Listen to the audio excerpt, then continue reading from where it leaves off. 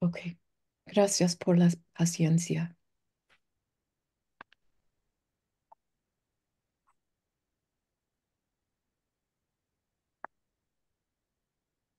Ok,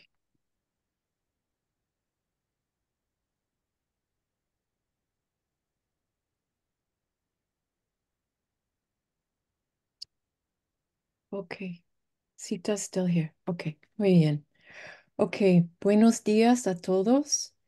Eh, es un gusto ver todos ustedes y que nos han acompañado a... Ay, pero em, ¿dónde está Dahil? Dahil es una de las que va a hablar, pero no está todavía. Aquí bien. Ok, muy bien. Dahil, ¿ya estás? Ok, muy bien. Ok. Buenos días a todos. Gracias por su paciencia. Un buenos días, buenas tardes, buenas noches, donde sea.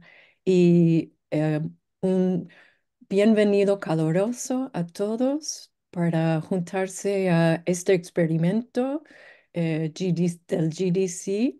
Estamos empezando con una serie de conversaciones sobre qué quiere decir decolonizar en contextos distintos. O sea, la idea surge de la realización de estas conversaciones toman lugar en muchos lugares, pero no quieren decir la misma cosa.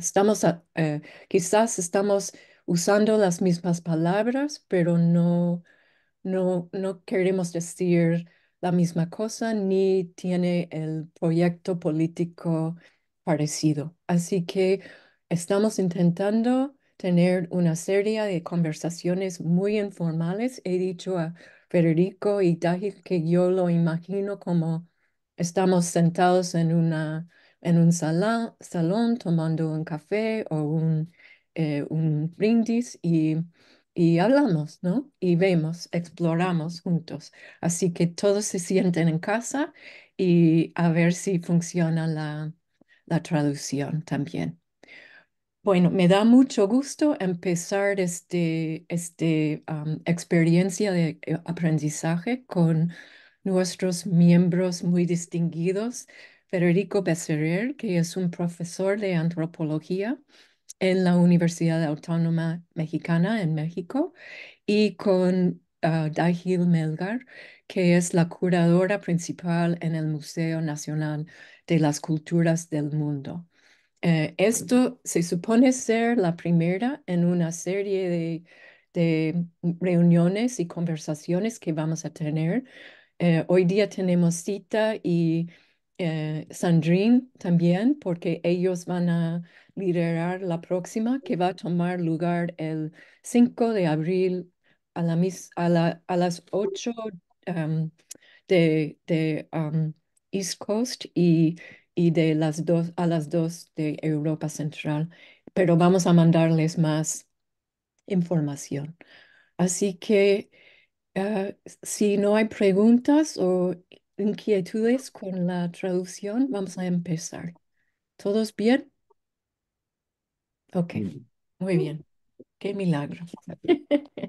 Ok, entonces Federico y Dahil y yo hemos hablado sobre cómo debemos organizar y enmarcar la conversación. Y vamos a organizarlo a través de tres preguntas. Em, Dahil, como ustedes ya aprendieron, trabaja en museos. Federico está trabajando desde las universidades, así que ellos dos van a hablar de esta perspectiva de su propia experiencia, pero también vamos a hablar y discutir en pasos generales también. Ok, así que la primera pregunta es colonial, postcolonial, decolonial. ¿Qué significan estos conceptos en México? Y entiendo que ustedes tienen algunos diapositivos para compartir, pero no sé cuándo. Así que, ¿por qué no empiezan y me dicen cómo, cuándo quieren y podemos? Voy a hacerles co-host también para que puedan compartir. Muy bien. Eh, Buenos días, tardes y noches a todos. Muchas gracias, Peggy. Eh, Quisiera yo, voy a empezar con la primera respuesta. En realidad vamos a necesitar usar las diapositivas más tarde, hacia el final de la conversación para la última pregunta. Y yo quisiera empezar diciendo que yo no, ni Daí ni yo somos expertos en teoría decolonial o postcolonial. En realidad estamos tratando de participar en un ejercicio de aprendizaje colectivo. Y por eso lo que vamos a hacer es a presentar nuestra propia percepción y seguramente muchos de ustedes conocen a mayor profundidad algunos de los temas que vamos a tratar. Pero la idea es empezar un conversatorio. Eh, y Federico, yo, Federico, sí, perdón, Anaí dice que no se escucha bien. No sé si puedes acercarte más a tu micrófono. sí, un momentito. A ver si ahí se escucha mejor. Ahí se escucha mejor. Sí, Sí, para gracias. mí. Eh, Anaí, eh, ¿tú escuchas mejor? Sí, sí, única, entonces quizás soy yo la que tiene el problema. Ok. ¿Todo el mundo escucha bien? No, Perdón, yo Federico. también em, lo escucho muy ahí se oscuro. escucha mejor, perdón. Ah, Ya, mucho Ahí, mejor. sí, Nora. ok. Perfecto, ahora. Gracias. Me Ok, estaba jugando un perdón. truco Ok, la muy bien. tecnología. Entonces, yo quisiera empezar un poco autobiográficamente. Y voy a decir que la primera vez que escuché hablar de poscolonialismo fue en California, cuando estaba haciendo yo mi posgrado. Estamos hablando de los años 90 y era un momento muy difícil para el marxismo en aquella época y aparecieron entonces algunos modelos, ejercicios, intentos por construir aquello que algunos llamaron post-marxismo. Desde luego, por un lado, estaba yo en una institución que era central para la construcción de los estudios culturales y por el otro lado, alguno de mis profesores como Akil Gupta usó la palabra aún en ese departamento para su primer libro, la idea de desarrollos postcoloniales. Entonces, tenemos aquí dos primeras propuestas y más adelante aprendí acerca de los estudios subalternos de la India. Entonces, es en este marco de los años 90 y de experimental en donde empiezan a construirse, desde mi punto de vista, distintos proyectos intelectuales entre los cuales aparece también eh, la construcción del marco analítico decolonial. Entonces, yo quisiera pensar, imaginar un mapa. Ay, hubiera hecho un mapa, pero quisiera que imaginen un mapa.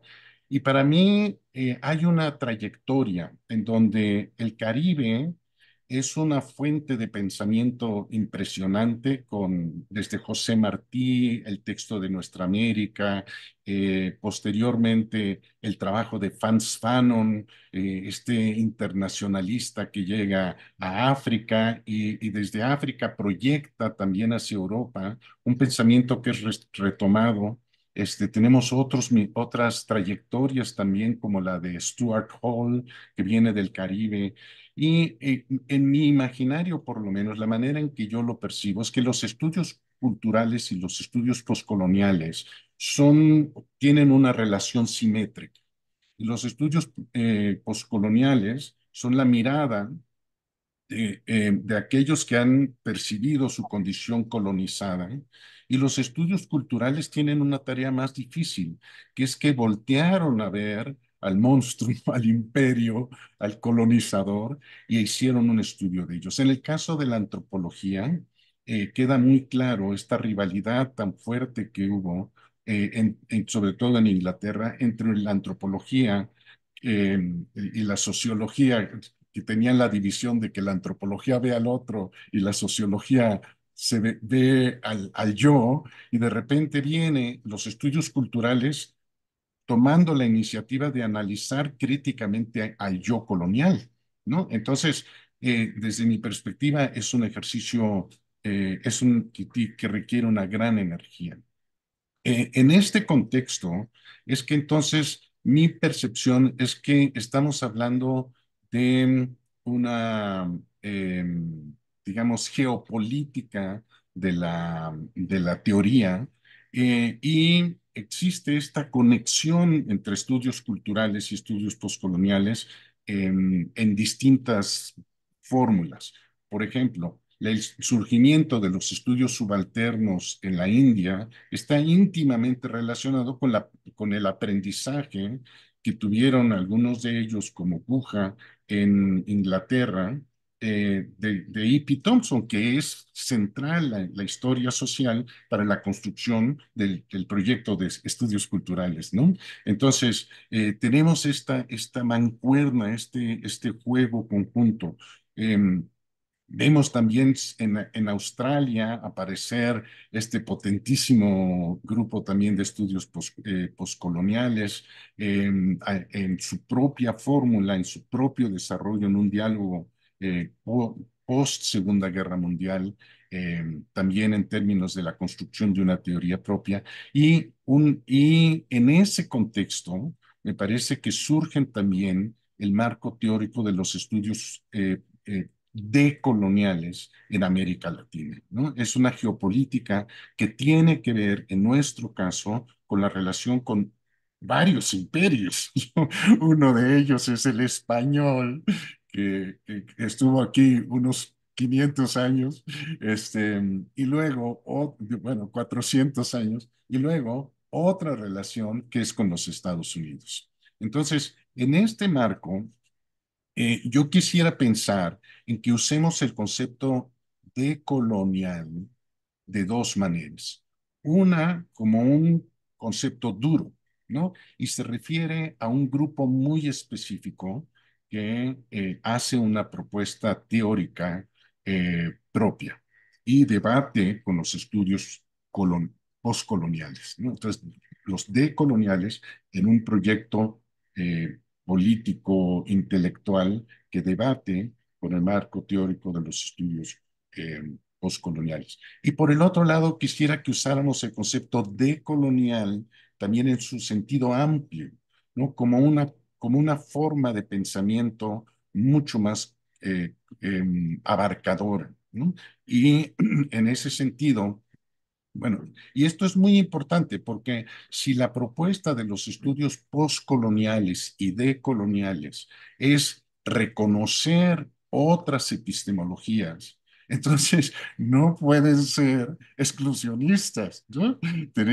No pueden atribuirse a sí mismos la verdad absoluta. Entonces, tenemos que pensar en que hay una forma dura del concepto para reconocer el trabajo intelectual de un grupo muy potente e importante para el pensamiento contemporáneo y decolonizador, pero también tenemos que pensar que son parte de una ecología de pensamientos mucho más diversa, y que lo que hace la decolonialidad es esa ecología de pensamientos. Entonces, con esta vamos a... Así pensaría yo en arrancar dónde estamos. Ahora, ¿cuál es la especificidad de... bueno, ustedes seguramente conocen mucho mejor que yo esta historia, pero en los Estados Unidos aparecen dos grupos importantes. Uno de ellos es el de los estudios subalternos de América Latina, que tuvieron un papel muy relevante, y en parte estuvieron envueltos en una discusión, o participaron activamente en una discusión en torno, por ejemplo, a la descalificación que se hizo del trabajo de Rigoberta Menchú. cuando se dijo, usted no dijo la verdad totalmente, ¿no? Y entonces ellos defendieron la idea de que, de que había distintas lecturas posibles de la literatura testimonial, que el testimonio no significaba yo lo vi, ¿no? Sino es a veces un testimonio colectivo. Por otro lado, pero fueron descalificados por un grupo también, digamos, no que en esta discusión, pero por otro grupo, entre ellos, con argumentos muy potentes, como el de Walter Miñolo, Coronel, otros autores, que generaron un pensamiento que lo que decía era que en realidad había que incorporar a las otras epistemologías en la dinámica de pensamiento de colonizador, ¿no? Y que no podía ser un grupo pequeño el que desde el norte estuviera em, em, generando una postura crítica digamos, sí, bueno, que no incorporaran las otras epistemologías y sobre todo avanzaron más en el sentido de otras ontologías. Vamos a ver qué es lo que pasa aquí, porque me parece que una de las características del modelo del concepto de colonial tiene que ver con una particularidad. Es que América y América Latina en particular, em, se separó del imperio, se independizó 150 años antes que los movimientos de independencia que se dieron en el mundo después de la Segunda Guerra Mundial, en torno a estos que sucedieron después de la Segunda Guerra Mundial son los movimientos postcoloniales. Lo que pasa es que en América Latina ya teníamos 150 años diciendo, todavía estamos colonizados, aunque somos independientes. Entonces, esta idea de postcolonial en América Latina significa colonizado después de la independencia, ¿no? Es decir, no estamos decolonizados, estamos, seguimos siendo, estamos colonizados, pero no vivimos la colonialidad. Es decir, no vivimos el momento político de la subordinación a un imperio propio de un arreglo mundial donde la globalización estaba regulada un gran imperio o un sistema de imperios, ¿no? Entonces, el ejercicio es cómo descolonizarnos, ¿no? Y cómo producir una etapa descolonizada. Y por eso hay un gran pensamiento anticolonial durante estos años. Entonces, la, la, aquí hay un elemento muy relevante también, que es que eh, la nueva condición, algo que en África me parece que se acuñó el término de neocolonialismo, en América Latina se llamó colonialismo interno, ¿no? Se trabajó desde el concepto de colonialismo interno. ¿Por qué? Porque se identificó, por un lado, la relación con Estados Unidos como y con otras potencias mundiales como un momento de continuación de la colonialidad, o sea, postcolonial en el sentido de esta etapa nueva, independiente. Em, y se identificó también el papel de los estados y de las jerarquías nacionales en continuar la colonialidad.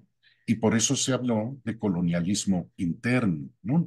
Cómo perpetuamos nosotros los valores coloniales en nuestro momento de ya independiente. Eh, el concepto de colonialismo interno está relacionado entonces, por un lado, con dos pensadores importantes. Uno de ellos es Pablo González Casanova, que fue rector de una universidad, la universidad más grande del país, y con Rodolfo Stavenhagen, un antropólogo que luchó toda su vida y murió recientemente por la defensa de los derechos indígenas a escala global. Em, Hay dos características del movimiento decolonial.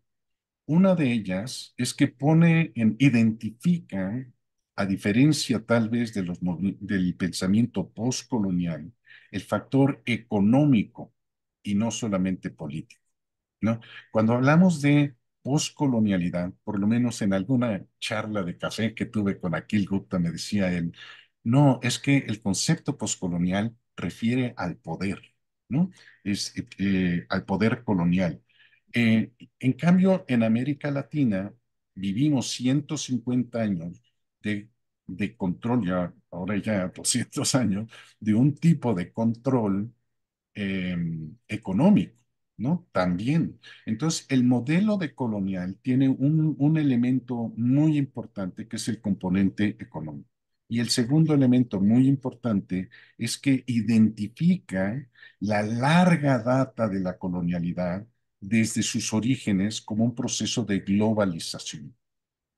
Y esto es lo que está en el pensamiento de Aníbal Quijano, uno de los pensadores decoloniales más importantes de América Latina, que propone la idea de la colonialidad del poder. Pero tiene estos dos elementos. Uno es que propone que la globalización y con ello la modernidad empezó en el momento en el siglo XVI, en el momento de la conquista. Capitalismo y modernidad y colonialidad están articulados entre sí. Entonces, vamos a ver de dónde viene, qué implicación tiene esto.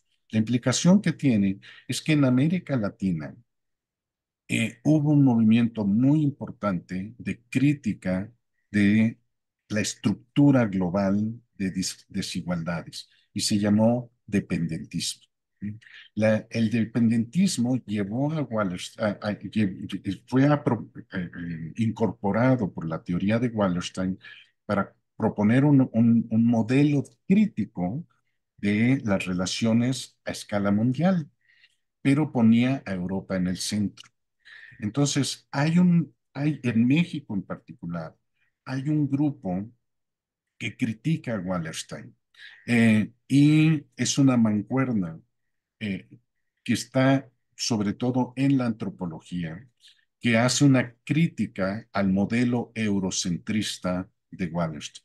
Por un lado, muchos de ustedes lo han leído seguramente, es Eric Wolf con un texto que se llama Europa y la gente sin historia, que los antropólogos le llamamos muchas veces eh, la gente, la historia de la gente sin Europa, porque es un intento por entender eh, las otras globalizaciones, ¿no? A los otros sujetos. Entonces, y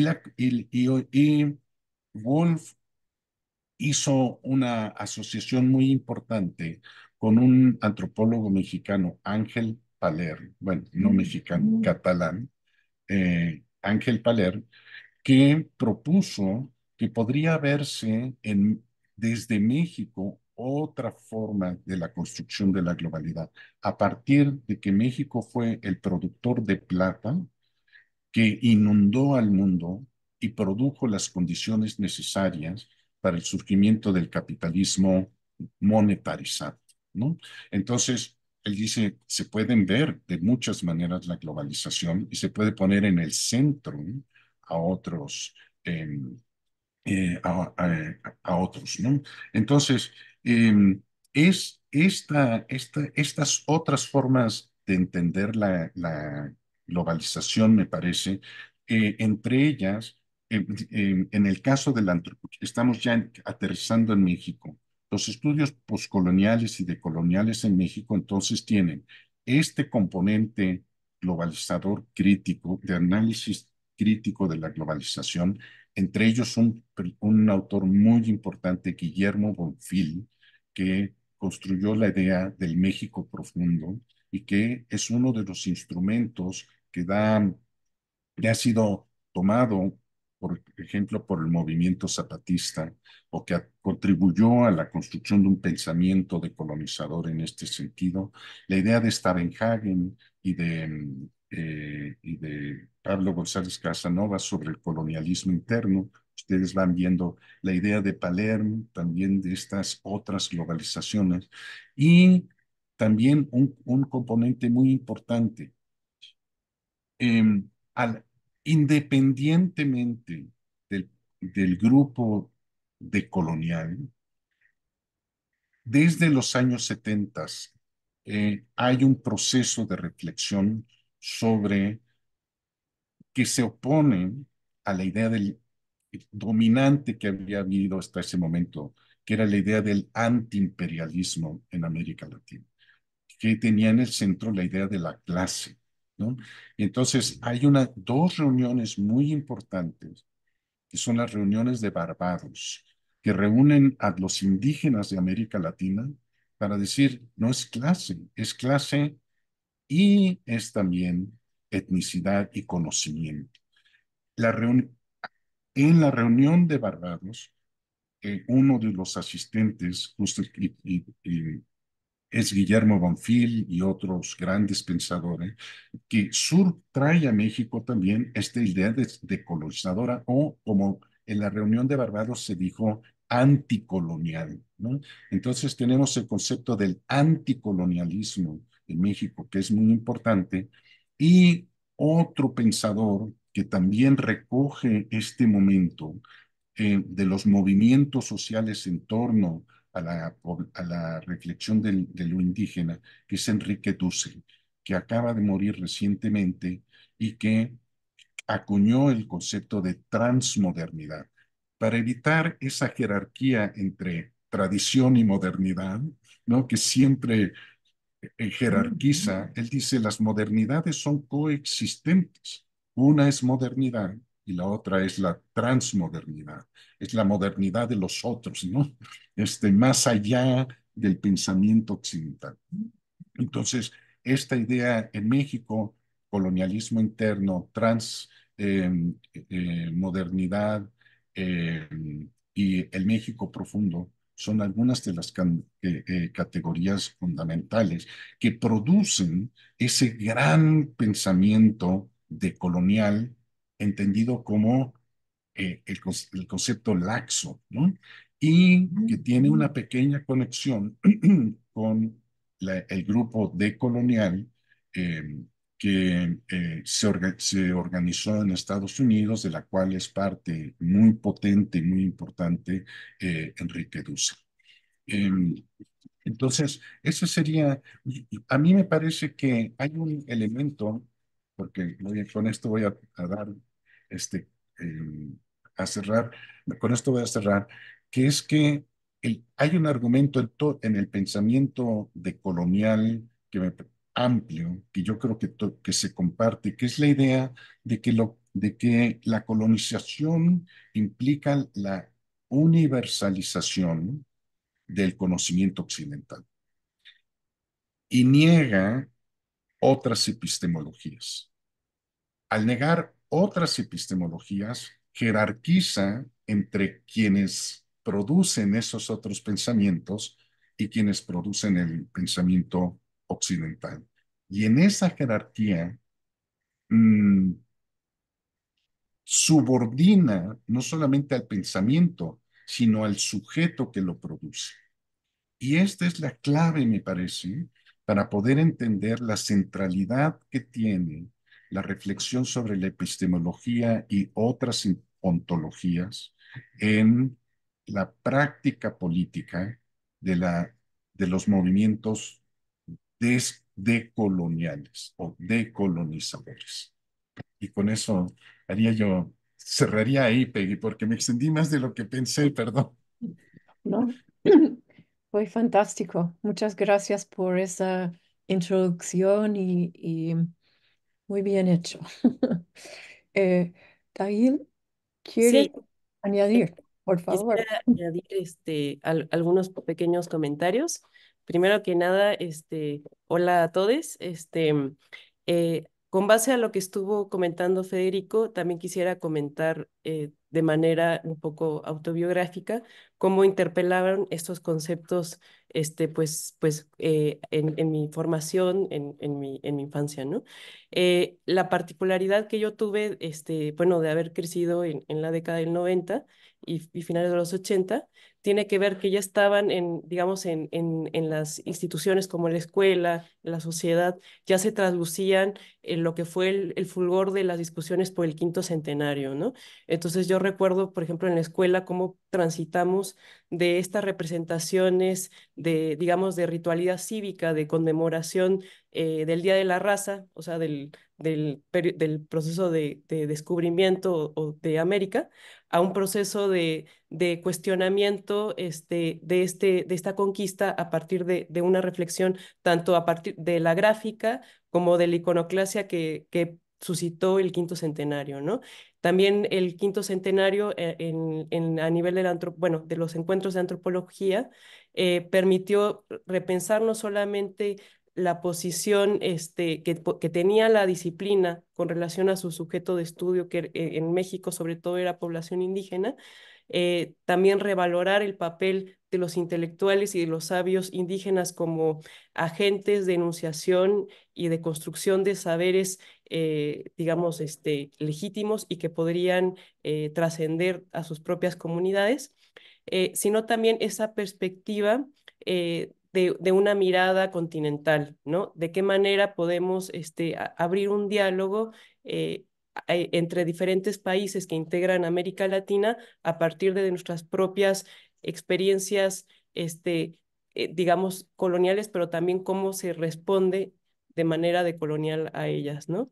También puedo decir que los profesores que tuve en la Escuela Nacional de Antropología, pues en su mayoría habían sido formados entre la década del 60, del 80, y mucha de su mirada respondía a lo que ya ha comentado Federico, ¿no? No solamente a lo que fueron las reuniones de Barbados, en las cuales, eh, por ejemplo, se discutía digamos, los aspectos de dominación local, pero también internacional en los pueblos indígenas, pensando no solamente es el Estado-nación que ingiere sobre ellos, sino también ciertos órganos transnacionales como pudieran ser formas de imperialismo estadounidense en la región, ¿no? Por otro lado, también poniendo en la mesa las discusiones sobre qué implicaba para los pueblos indígenas la idea de territorio, ¿no? Como una construcción simbólica, como una construcción tangible, pero también asociada a ciertas nociones de despojo de tierras, de despojo de recursos naturales, pero también de explotación de los pueblos indígenas a partir no solamente de una retribución desigual de su fuerza de trabajo, sino también de un comercio desigual tanto de sus cosechas como de sus artesanías, ¿no? Por otro lado, en estas reuniones de Barbados también se puso digamos, se desdibujó o se puso a contradicho la labor cómplice que había tenido la antropología y otras disciplinas de las ciencias antropológicas como una acción colonizadora, en el sentido de que si bien su función tenía que ser el estudio y la diferencia cultural, habían instrumentado políticas que negaban a la población indígena a partir de procesos de asimilación cultural o integración a la cultura dominante de la identidad nacional. Eh, Uno de los referentes que mencionó Federico, de Guillermo Bonfil Batalla, del México profundo, eh, hacía ese diálogo, ¿no? Por un lado, entre el México imaginario, que era esa idea de un México uniforme, con una cultura o una identidad nacional que nos unificaba como nación, que creaba una gran narrativa que nos articulaba, y por otro lado, este México profundo que hablaba del México indómito, de las culturas diversas, de los pueblos indígenas, ¿no? Esta discusión del México real y del México imaginario también desestabilizó el mundo de los museos. Por un lado, comenzaron a surgir revisiones y discusiones sobre, por ejemplo, el Museo Nacional de Antropología, ¿no? Esta doble, digamos, representación de la monumentalidad prehispánica. Y por el otro lado, digamos, un despliegue exotista o folclorizante de los pueblos indígenas del presente, ¿no? En los cuales, digamos, de alguna manera, se desligaban los indígenas del presente de la gloria y la monumentalidad de las grandes civilizaciones prehispánicas del pasado, ¿no? Era como si fueran pueblos, digamos, que hubieran tenido desarrollos independientes, no ligados, y como si se negara también, digamos, la relación, digamos, del linaje cultural que había entre ellos, ¿no?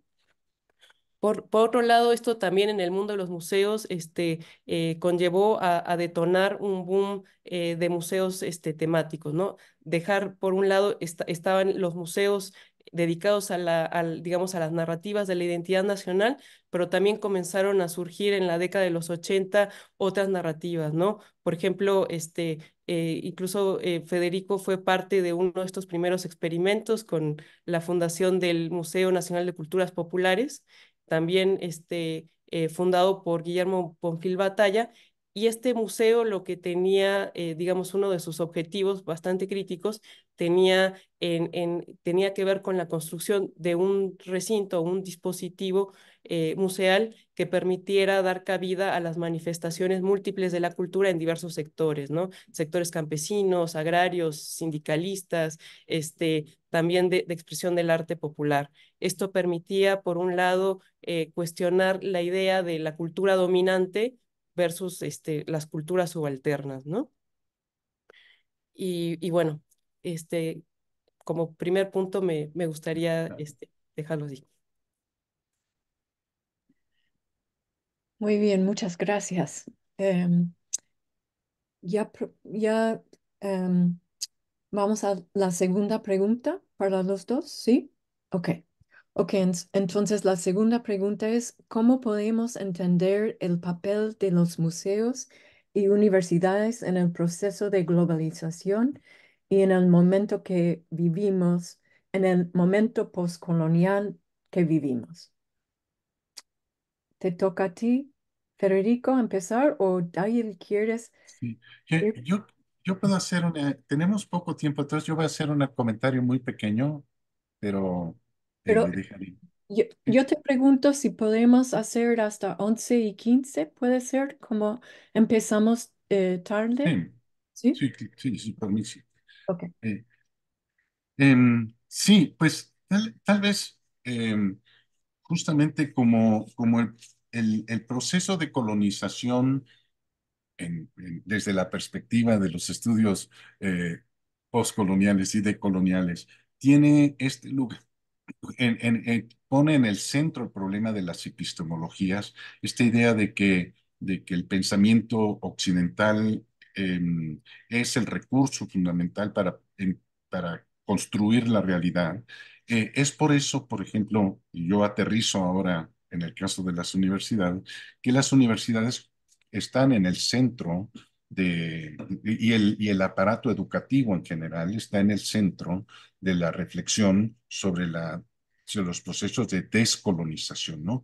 La pregunta es, ¿de qué manera las instituciones producen o reproducen las relaciones de colonización y cuáles son los mecanismos de descolonización? En ese sentido, autores como Paulo Freire han sido claves para identificar esta idea de, pues, la idea de que las universidades tienen el aparato educativo tiene esta idea de que del conocimiento como bancario, es decir, que se deposita a mayor cantidad, mejor.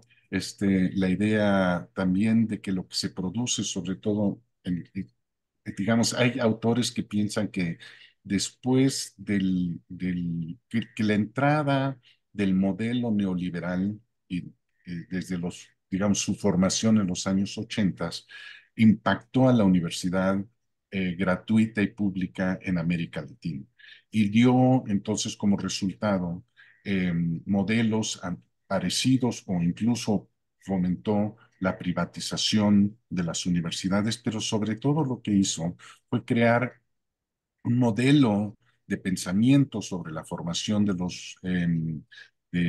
los educandos como capital cultural.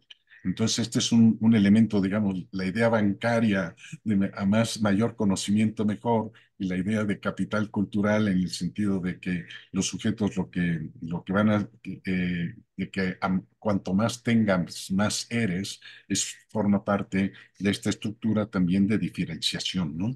Entonces, los modelos decoloniales lo que trataron fue de revertir ese proceso.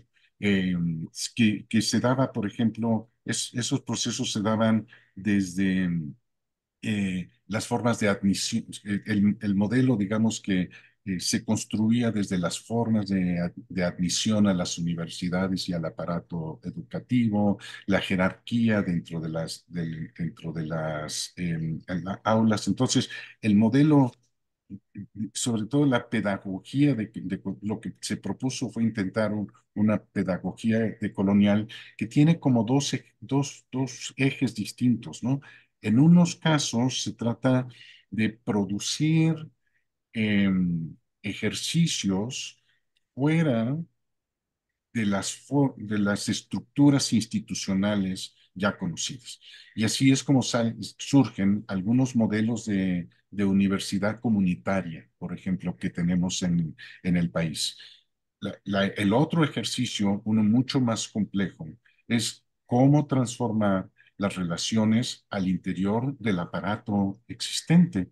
Entonces, hay algunos estudios que han tratado de ver, bueno, qué es lo que estamos haciendo, sobre todo en el aparato universitario actual. Y probablemente la clave, me parece, y después cuando veamos los casos concretos los podemos hablar un poco más, pero la clave está en romper la jerarquía en la estructura de quienes participan en el aula, entre la docente, el docente, el alumno, la alumna, pero sobre todo el gran reto es cómo incorporar y reconocer los otros pensamientos o los pensamientos otros, las otras formas de construir el mundo.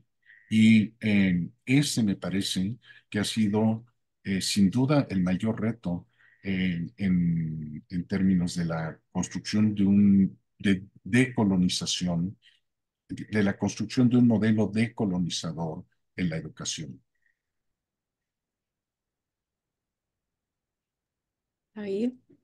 Sí, bueno, en el caso de los museos, poniendo como solo unas ideas generales sobre la mesa, podría partir, bueno, de la clásica concepción, de la idea de los museos como zonas de contacto bueno, de James Clifford, en la que habla que, digamos, esa comodidad que se tenía de la representación cultural, digamos, de las culturas no occidentales, a partir de un ordenamiento material hecho a partir de la cultura occidental y de las ciencias occidentales, dejó de ser, digamos, incuestionada, ¿no? Por un lado, a partir de la propia visita de los sujetos representados que antes estaban al margen, digamos, de visitar estos museos, pero también en cuanto interpelan estas representaciones a partir de sus propias enunciaciones, ¿no? Tanto de manera colectiva como a partir de los sabios e intelectuales indígenas, ¿no?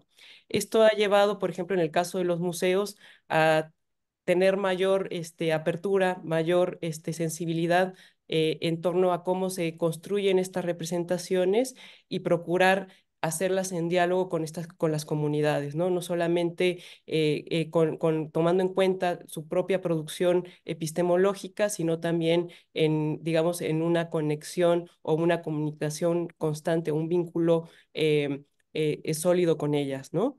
para tratar de construir estas representaciones a partir de los propios términos de las comunidades indígenas, ¿no?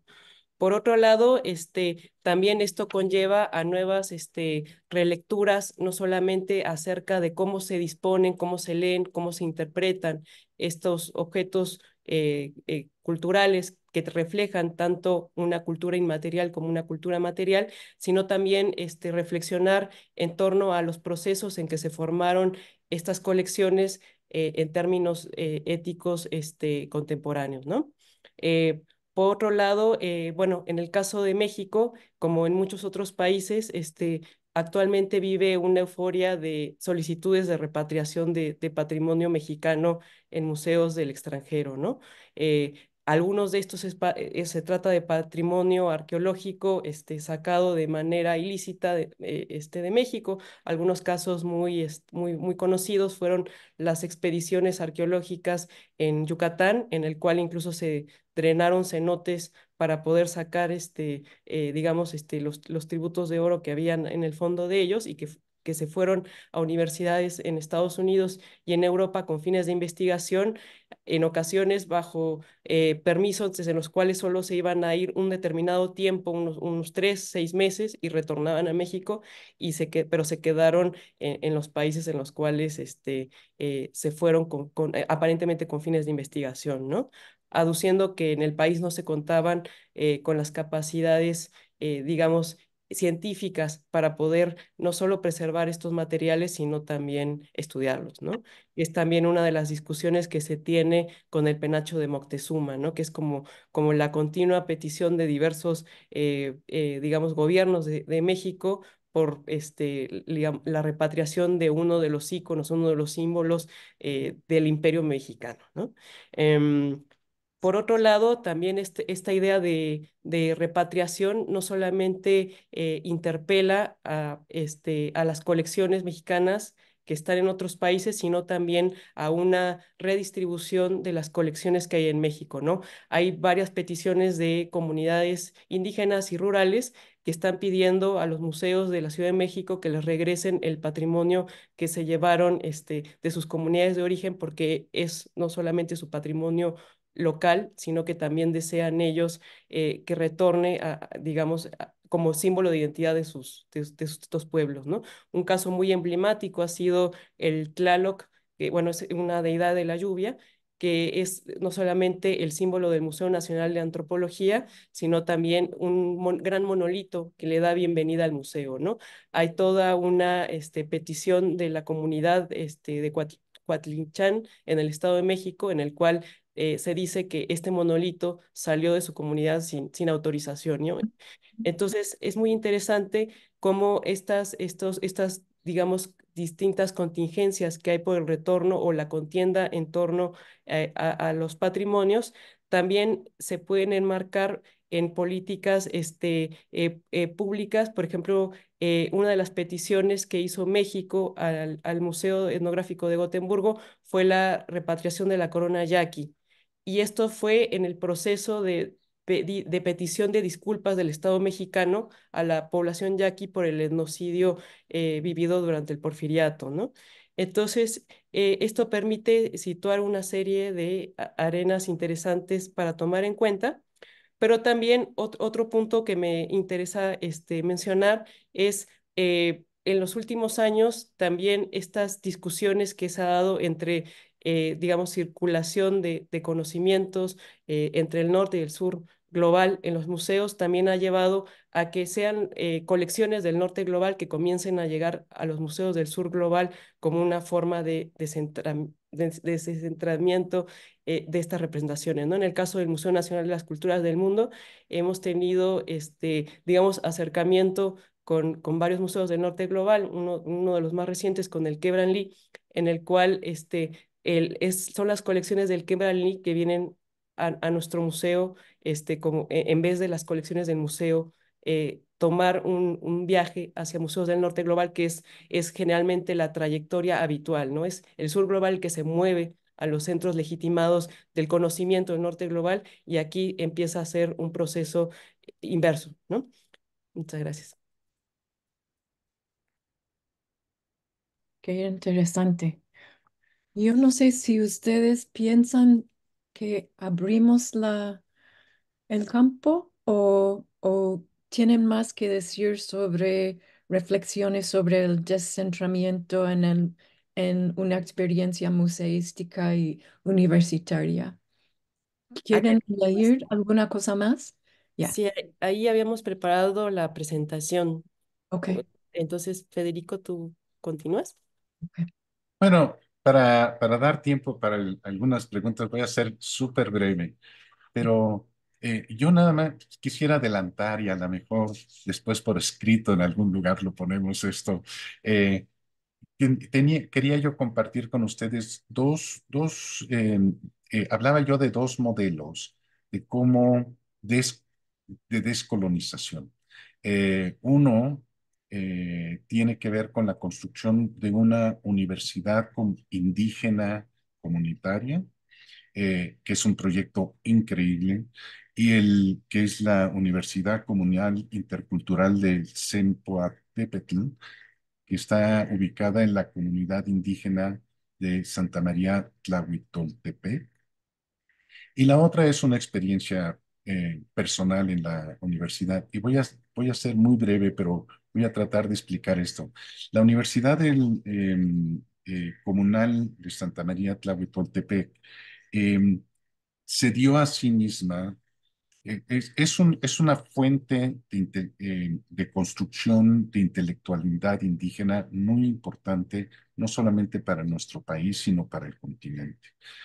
La idea, por ejemplo, de comunalidad es uno de los intelectuales de Mijes o en su lengua Ayuk, este, propusieron una forma de pensar lo comunal en relación no solamente con la tierra, sino con el conocimiento. Y hay un reconocimiento de los saberes locales, de tal manera que esta universidad ha propuesto em, un modelo de educación apegado a las condiciones específicas en las cuales se da la educación y, por el otro lado, incorporando los modelos epistemológicos y ontológicos indígenas, es decir, otras formas de entender el mundo. En este caso, muy vinculado a la percepción que ellos tienen de sociedad como indisoluble del el entorno natural. Este elemento, en el centro del proceso educativo, entonces está el ser autodidactas y, es decir, aprender por uno mismo en el contexto comunitario vinculado a problemas específicos.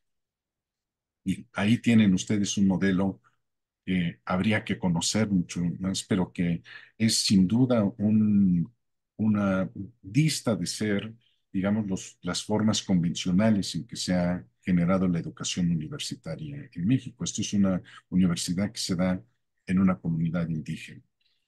Hay que decirlo, es también esta comunidad demandó a empresas francesas por haberse apropiado de los símbolos de sus diseños y logró ganar esto y de tal manera que ahora existe la idea de la propiedad colectiva del patrimonio cultural, ¿no? Y que este no puede ser patentado para ponerlo en la prenda. Pero también, por ejemplo, fueron el centro del Congreso Latinoamericano de Radios Comunitarias porque han sido una radio que ha defendido el espacio radiofónico como una extensión del territorio, sobre todo si pensamos en que son comunidades que tienen una fuerte migración, es muy importante el espacio radiofónico para la difusión de la lengua y la cultura. Entonces, ese es un ejemplo. Y por el otro lado, eh, la antropología ha tratado también, y probablemente es una de las disciplinas en donde podemos pensar que también las instituciones podemos hacer un trabajo de descentramiento. Y no me voy a extender en ello porque tenemos muy poquito tiempo, pero para mí, la idea central está en percibir he descubierto a través de la investigación que he hecho con mis propios alumnos que en realidad las universidades son un porcentaje muy pequeño de su proceso de aprendizaje. La ciudad les enseña más que la universidad, ¿no? El entorno en el que están, van a conciertos, están todo el día en el Internet, es decir, la universidad forma una parte muy pequeña y ellos están en realidad en una zona fronteriza, en donde están, por un lado, son una representación de otras epistemologías que ellos mismos están viviendo en sus entornos y se articulan con la epistemología propia de la disciplina antropológica. Entonces, ellos están en una situación privilegiada porque aun pese al lugar de subordinación que suele darles la universidad, tienen la capacidad, por un lado, de ser críticos del modelo universitario y por el otro, y disciplinario, y por el otro lado, son capaces también de poder criticar su propio entorno y sus propias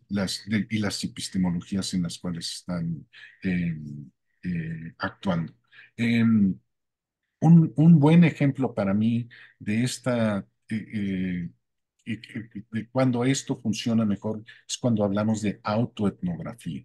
Y para mí un ejemplo de ello fue el trabajo que Lilia Eber Pérez, una alumna de Tlahuitoltepec, precisamente Santa María Tlahuitoltepec, hizo una etnografía de su propia población que tiene un fuerte componente migrante. La tesis fue escrita en dos idiomas, en español para el profesor que era monolingüe y para la comunidad, pensando en que la comunidad tenía una universidad. Y una cosa interesante que dice ella en la entrevista que hice para recoger su experiencia universitaria es que en realidad no se trata de una traducción, ¿no? Que era inconmensurable el, la, la transición del modelo disciplinario a la forma de construcción de la comunidad misma y su percepción de sí misma.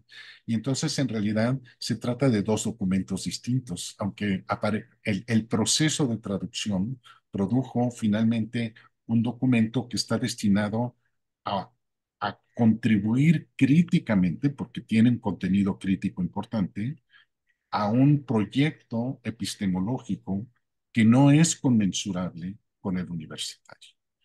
A mí eso me parece fascinante y ahí tenemos el poder, digamos, de la autoetnografía y ese lugar fronterizo que ocupan. Y entonces podríamos pensar que sí hay una capacidad de la universidad para poder producir contribuir a la descolonización y tiene que ver con esta relación simétrica, ¿no? Entre la autocrítica de la disciplina, pero también la capacidad crítica que pueda tener sobre fenómenos y otras formas de pensar que están fuera del- de la citadela de la universidad. Muy bien. Gracias. Muchas gracias, Federico. Dai. Sí, yo quisiera presentar el PowerPoint que preparé con un caso en concreto. Sí, Nomás un momentito.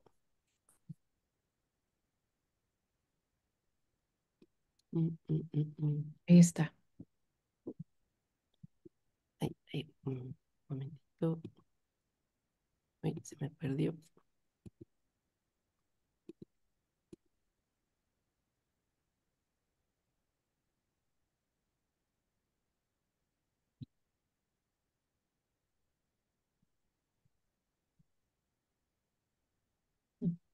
Ya se puede ver, ¿verdad? Sí. Sí, se Ya. ve bien. Muy bien. El caso que yo quiero presentar tiene que ver con un trabajo de curaduría que hice con una colección etnográfica de Panamá, que estaba compuesta principalmente por efigies chamánicas, algunos instrumentos musicales, algunos aditamentos o enseres para digamos, la celebración de los rituales de paso femeninos, fotografías de época y sobre todo textiles de mola, tanto de paneles sueltos como aplicados a blusas, ¿no? Y que bueno, que tiene como título Mujeres, cartografías textiles y saberes territoriales, ¿no? Los Gunadule. Esta exposición que actualmente está en exhibición en el museo en que trabajo, el Museo Nacional de las Culturas del Mundo, eh, me interesa un poquito comentar algunos aspectos del museo. Por un lado, que es uno de los 5 museos con estatus de nacional de más de 1.500 museos que existen en México.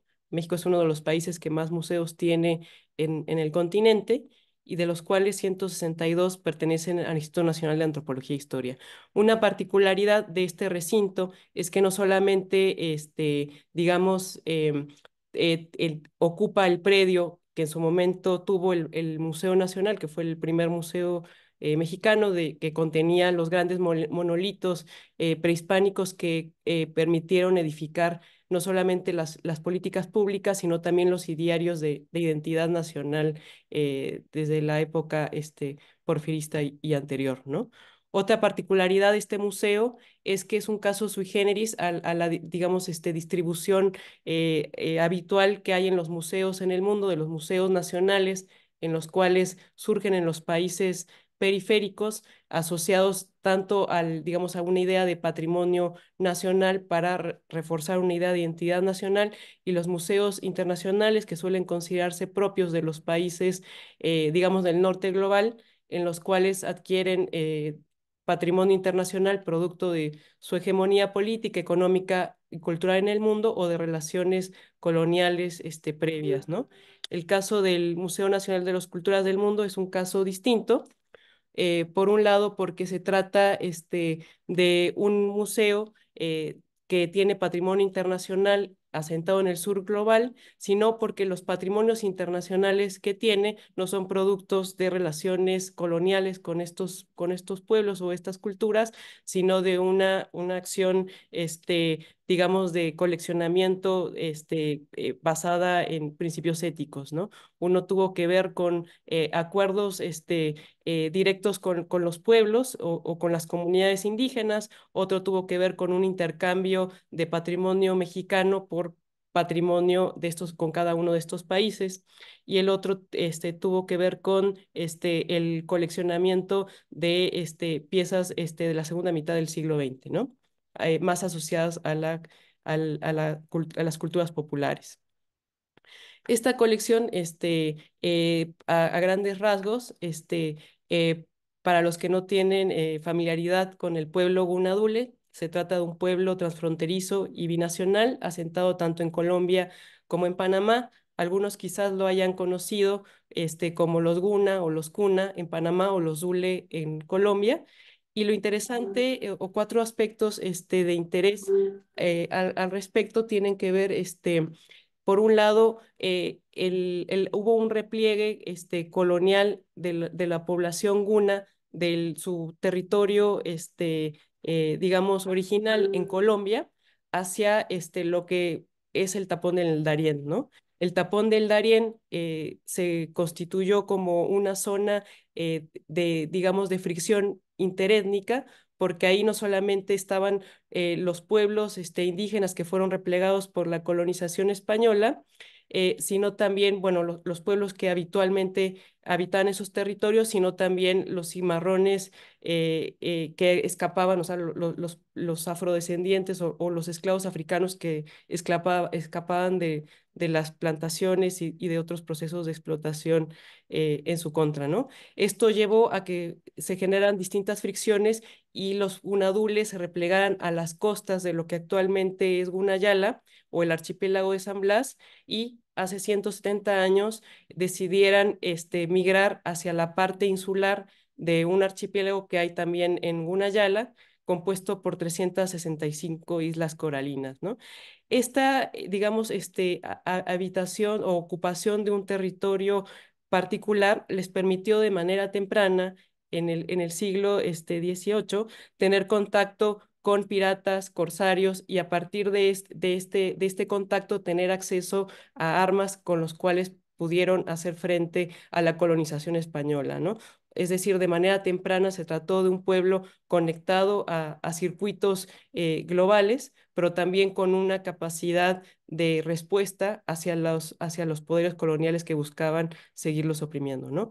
Por otro lado, también es famoso porque constituyó una de las primeras autonomías indígenas en el continente en 1925 como producto o como respuesta a las políticas de asimilación cultural en su contra, emprendidas tanto por el naciente Estado panameño en 1903 como de la acción de las, digamos, de las empresas evangelizadoras en su contra, ¿no?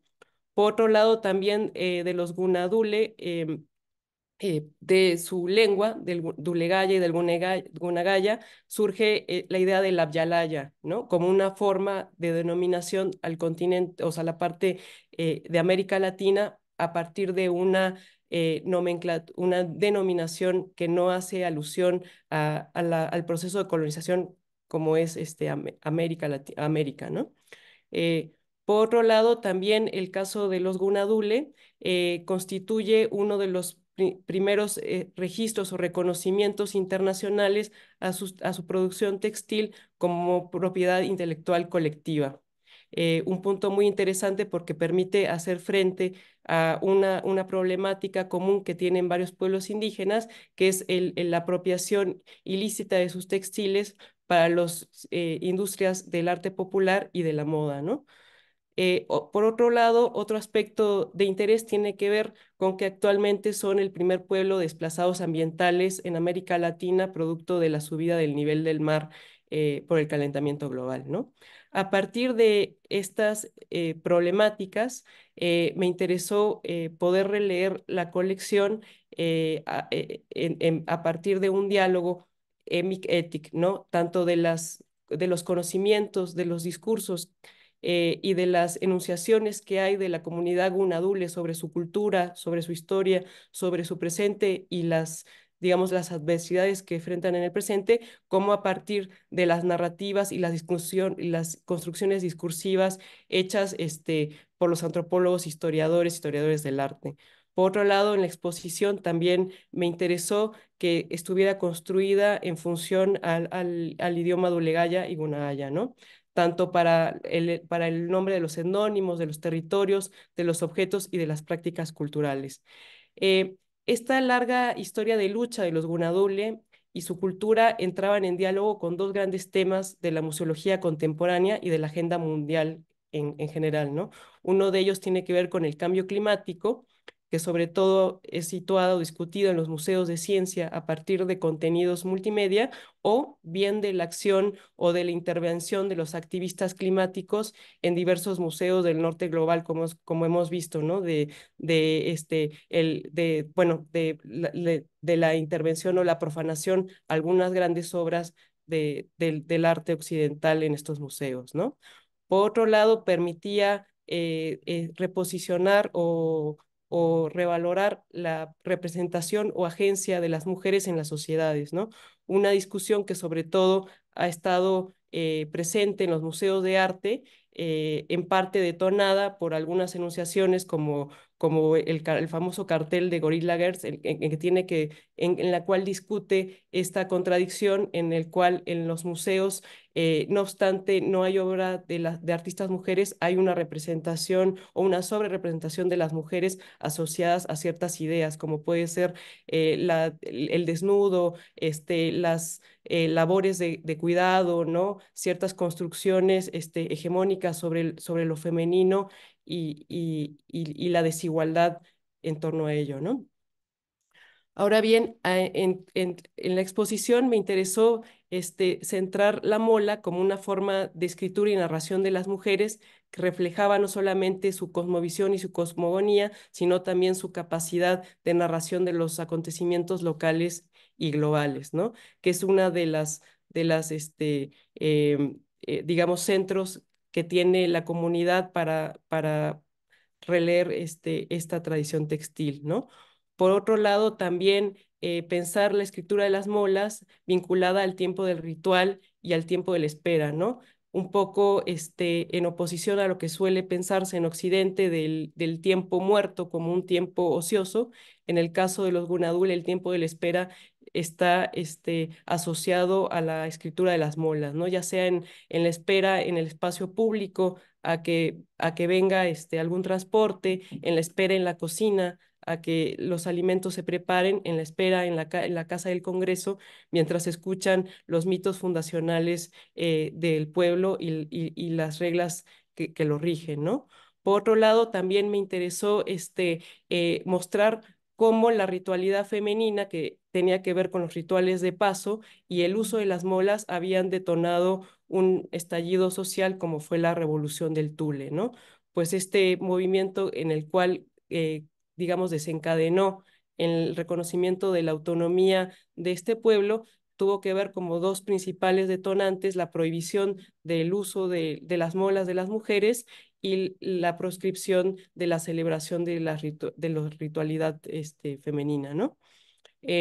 Por otro lado, también me interesó que digamos, las efigies chamánicas permitieran hablar no solamente de la idea de complementariedad que existe en los mitos o de origen de los Gunadule, digamos, en la complementariedad de la madre y el padre fundador, sino también cómo se genera una idea que rige a la sociedad en general, en el cual las mujeres y los hombres son más que géneros opuestos, géneros complementarios, ¿no?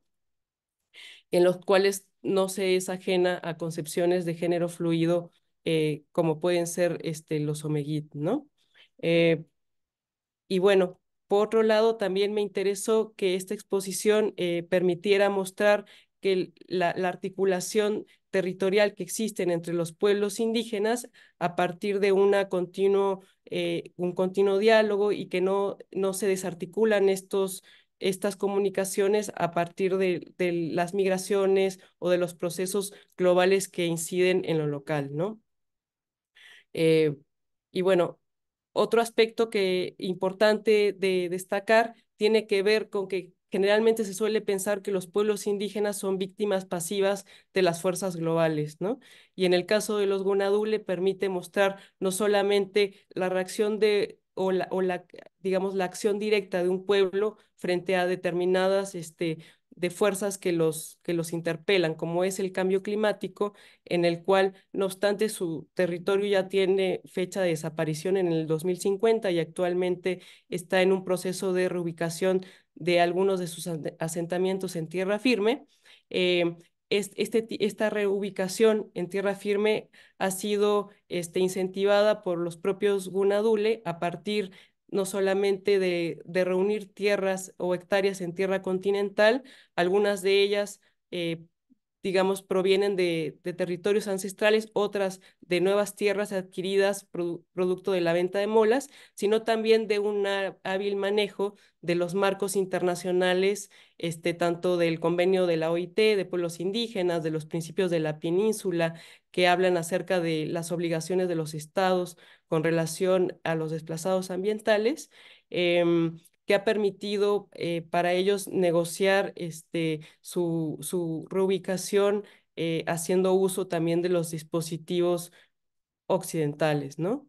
Por otro lado, también tiene que ver con el registro de la mola como propiedad intelectual colectiva, que ya les comentaba, que ha sido una lucha continua de diversos pueblos, porque generalmente las producciones de arte popular o artesanales o textiles suelen considerarse de dominio público, en las cuales no hay digamos, un actor, un creador.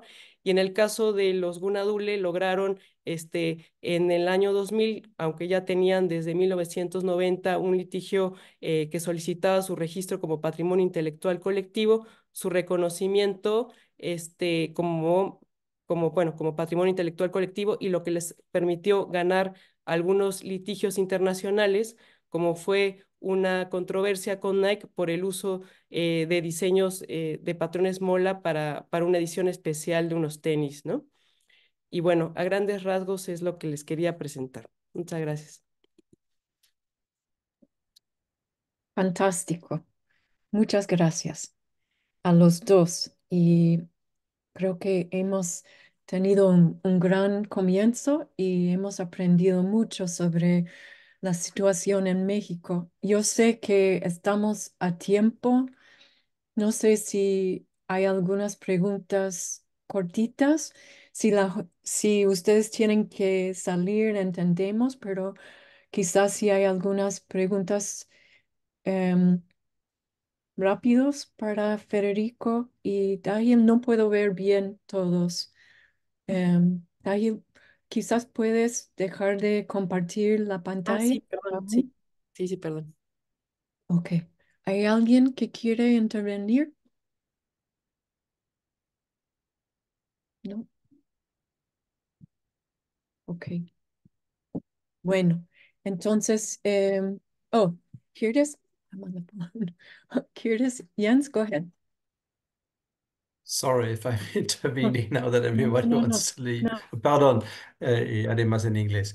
No, lo que a mí me ha siempre llamado la atención trabajando como antropólogo, pero en el sur de Sudamérica, y yo creo que muchas cosas son diferentes en México que ahí, pero que hay como diferentes capas de colonización y de decolonización. Y desde el parte del punto de vista de los indígenas siempre fue la cosa se presentó diferente, que es el Estado-nación independiente, digamos, lo que se reflejó también en el discurso izquierdista, digamos, o anticolonial, antiimperial, por ejemplo, en Chile o Argentina.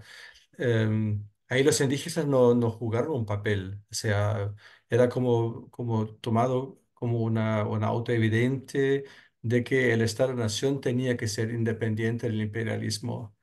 Pero una vez hasta trabajando o hablando con los movimientos indígenas, para ellos era más la cuestión de autonomía, que era la autonomía de del Estado-nación. Porque claro, muchas poblaciones indígenas también se extienden cruzando fronteras, que para ellos la frontera también es una imposición colonialista y los colonialistas son los del Estado-Nación independiente. O sea, ellos tienen el problema con los chilenos y no con los españoles y no con los que eran. Entonces, y eso yo no lo veía tan reflejado, por ejemplo, en la teoría de la dependencia, en todo eso, en el discurso antiimperialista, etcétera, etcétera. Entonces, yo veo como una doble descolonización ahí que no juega el papel tan importante que yo creo. Y muchos indígenas dijeron, viola, si nos dejan en paz, nos dejan la tierra y nos dan la tierra y nos dejan en paz, está todo bien. Ya todo el resto pueden hacerlo solitos, así la revolución, todo eso, ya, basta. No necesitamos eso porque nosotros estamos bien con nuestra sociedad, con nuestra cultura, no necesitamos una revolución, eso. Y lo otro que me pareció importante en lo que tú dijiste, Federico, es el momento mucho antes de la decolonización en América Latina que implicó un cambio del imperio, lo que no ocurrió en África. ¿No? O sea, sí, España, bueno, trató de seguir siendo la madre patria, y etcétera, pero de facto, económicamente, políticamente, militarmente, eso no fue reemplazado por los Estados Unidos. Lo que no es un hecho que vemos en África o en Asia con la decolonización, que ahí es mucho más sutil o menos claro, ¿no? ¿Quiénes son los nuevos imperios? Y lo que estamos viendo ahora, el nuevo imperio en África, ¿es China o es la tropa Wagner o no? Es menos claro como fue en América Latina, por lo menos hasta los años 80 90. ¿Quieren responder? Y yo creo que más que una pregunta es una contribución muy importante lo que hace Jens, ¿no? Y que a mí me hace pensar la importancia de esta reflexión que nos va a llevar a otros lugares, también para entender, digamos, que probablemente sí, que el pensamiento postcolonial y decolonial eh, tiene la virtud de abrirnos la mirada, ¿no? Y la escucha a otras formas de pensar la condición de colonial, ¿no? Es decir, no hay una sola forma de escapar a esta forma de subordinación y tampoco no hay una sola utopía, una sola modelo. Eso es lo que me parece que resulta importante de una reflexión como la que estamos teniendo, porque en esa diversidad es donde puede haber también un aprendizaje eh, desde entre las transmodernidades, y diría Dussel, ¿no? Y ojalá que podamos escuchar muchas voces que nos ayuden a hacer eso. Yo creo que este es un buen momento para terminar. Lo has captado muy bien y nos has puesto una agenda para el futuro. Así que voy a agradecer a Federico y Tahil unas presentaciones muy bien hecho, rico, mucho para pensar. Así que muchas gracias por estar con ustedes. eh, Nosotros hoy día y todos que vinieron y nos vemos el 5 de abril para Indonesia, que Sita y Sandrine nos va a guiar. ¿Ok? Gracias por todo. Estuvo muy impresionante las presentaciones. Muchas Muchas gracias a todos por gracias. haber escuchado Gracias. y participado. Sí. Gracias, Nos vemos Peggy. la próxima. Ok. Adiós, Dael. Muchas gracias. Gracias, chao, chao. Gracias.